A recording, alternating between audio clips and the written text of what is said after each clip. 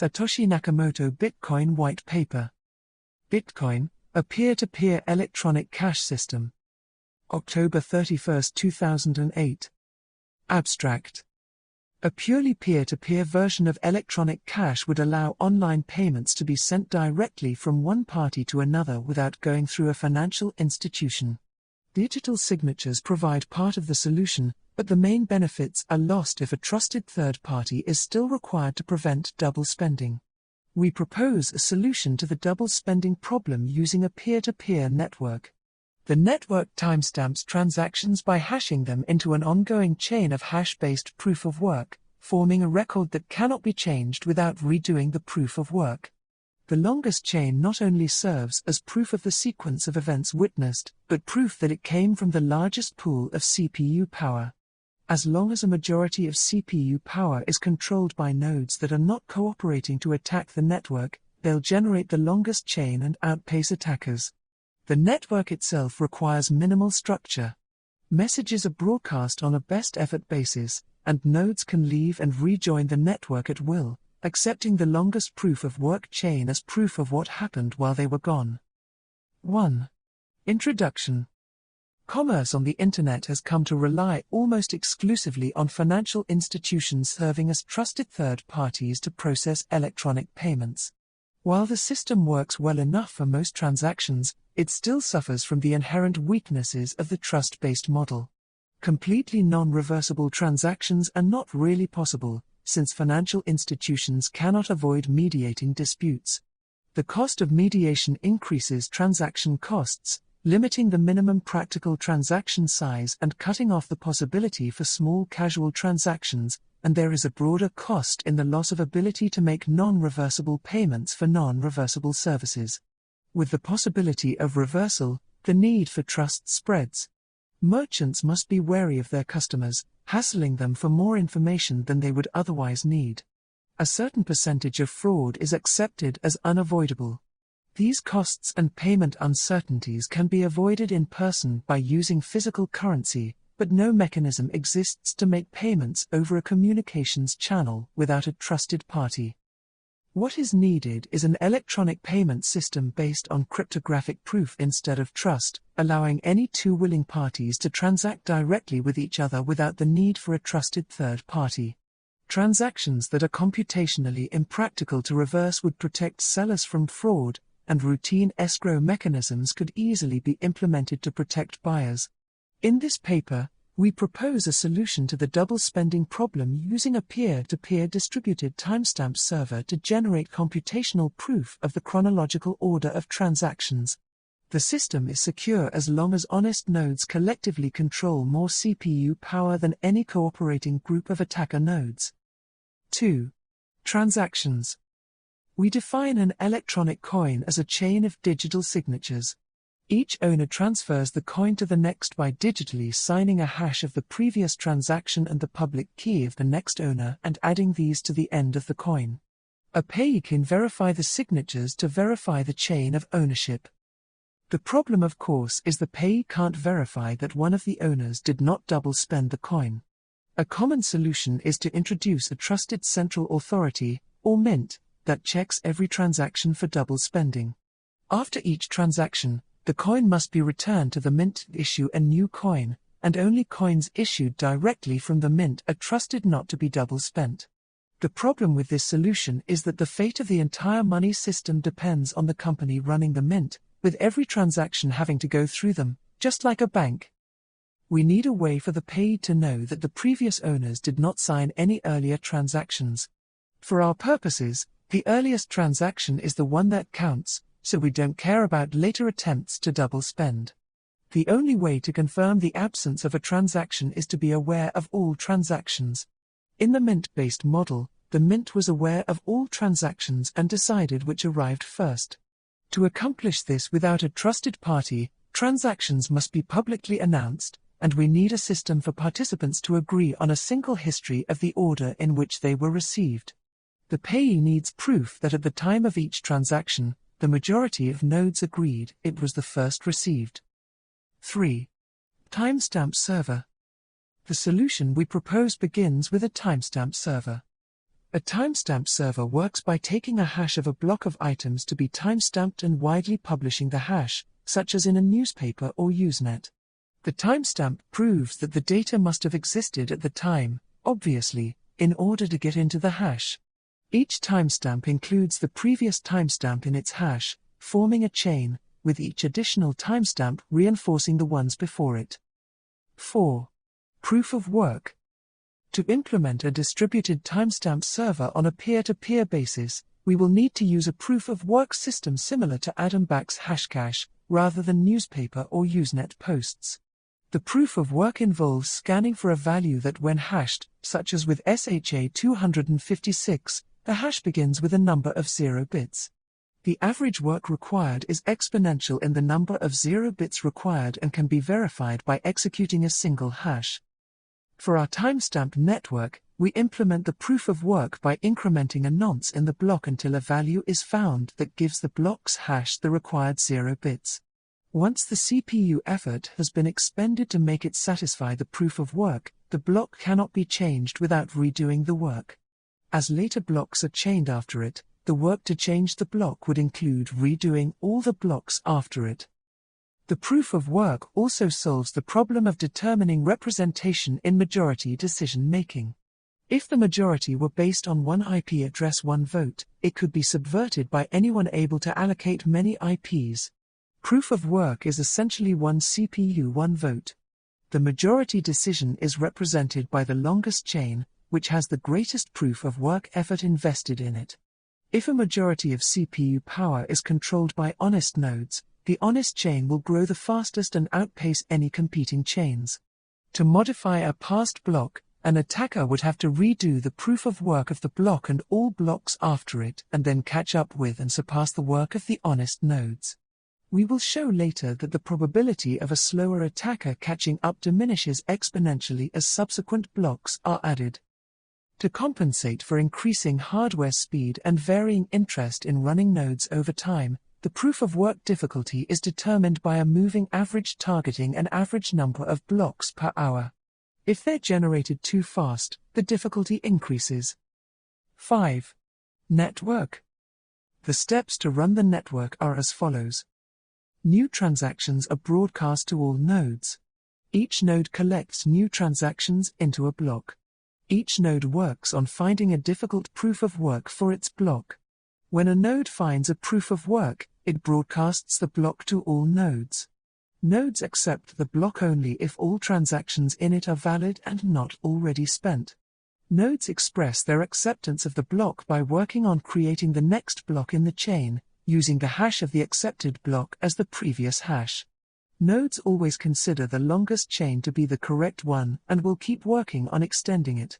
If two nodes broadcast different versions of the next block simultaneously, some nodes may receive one or the other first. In that case, they work on the first one they received, but save the other branch in case it becomes longer. The tie will be broken when the next proof of work is found and one branch becomes longer. The nodes that were working on the other branch will then switch to the longer one. New transaction broadcasts do not necessarily need to reach all nodes. As long as they reach many nodes, they will get into a block before long. Block broadcasts are also tolerant of dropped messages. If a node does not receive a block, it will request it when it receives the next block and realizes it missed one. 6. Incentive. By convention, the first transaction in a block is a special transaction that starts a new coin owned by the creator of the block.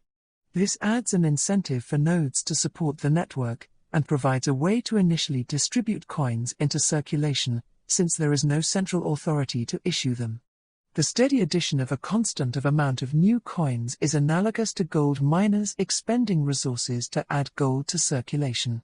In our case, it is CPU time and electricity that is expended. The incentive can also be funded with transaction fees. If the output value of a transaction is less than its input value, the difference is a transaction fee that is added to the incentive value of the block containing the transaction. Once a predetermined number of coins have entered circulation, the incentive can transition entirely to transaction fees and be completely inflation-free. The incentive may help encourage nodes to stay honest. If a greedy attacker is able to assemble more CPU power than all the honest nodes, he would have to choose between using it to defraud people by stealing back his payments, or using it to generate new coins. He ought to find it more profitable to play by the rules, such rules that favor him with more new coins than everyone else combined, than to undermine the system and the validity of his own wealth. 7. Reclaiming disk space. Once the latest transaction in a coin is buried under enough blocks, the spent transactions before it can be discarded to save disk space. To facilitate this without breaking the block's hash, transactions are hashed in a Merkle tree, 725, with only the root included in the block's hash. Old blocks can then be compacted by stubbing off branches of the tree. The interior hashes do not need to be stored. A block header with no transactions would be about 80 bytes. If we suppose blocks are generated every 10 minutes, 80 bytes 6 times 24 times 365 equals 4.2 megabytes per year. With computer systems typically selling with 2 gigabytes of RAM as of 2008, and Moore's law predicting current growth of 1.2 gigabytes per year, storage should not be a problem even if the block headers must be kept in memory. 8. Simplified payment verification. It is possible to verify payments without running a full network node. A user only needs to keep a copy of the block headers of the longest proof of work chain, which he can get by querying network nodes until he's convinced he has the longest chain, and obtain the Merkle branch linking the transaction to the block it's timestamped in. He can't check the transaction for himself, but by linking it to a place in the chain, he can see that a network node has accepted it, and blocks added after it further confirm the network has accepted it. As such, the verification is reliable as long as honest nodes control the network, but is more vulnerable if the network is overpowered by an attacker. While network nodes can verify transactions for themselves, the simplified method can be fooled by an attacker's fabricated transactions for as long as the attacker can continue to overpower the network. One strategy to protect against this would be to accept alerts from network nodes when they detect an invalid block, prompting the user's software to download the full block and alerted transactions to confirm the inconsistency. Businesses that receive frequent payments will probably still want to run their own nodes for more independent security and quicker verification. 9. Combining and splitting value. Although it would be possible to handle coins individually, it would be unwieldy to make a separate transaction for every cent in a transfer. To allow value to be split and combined, transactions contain multiple inputs and outputs. Normally there will be either a single input from a larger previous transaction or multiple inputs combining smaller amounts, and at most 2 outputs, one for the payment, and one returning the change, if any, back to the sender. It should be noted that fan-out, where a transaction depends on several transactions, and those transactions depend on many more, is not a problem here. There is never the need to extract a complete standalone copy of a transaction's history. 10. Privacy. The traditional banking model achieves a level of privacy by limiting access to information to the parties involved and the trusted third party. The necessity to announce all transactions publicly precludes this method, but privacy can still be maintained by breaking the flow of information in another place, by keeping public keys anonymous. The public can see that someone is sending an amount to someone else, but without information linking the transaction to anyone. This is similar to the level of information released by stock exchanges, where the time and size of individual trades, the tape, is made public, but without telling who the parties were. As an additional firewall, a new key pair should be used for each transaction to keep them from being linked to a common owner.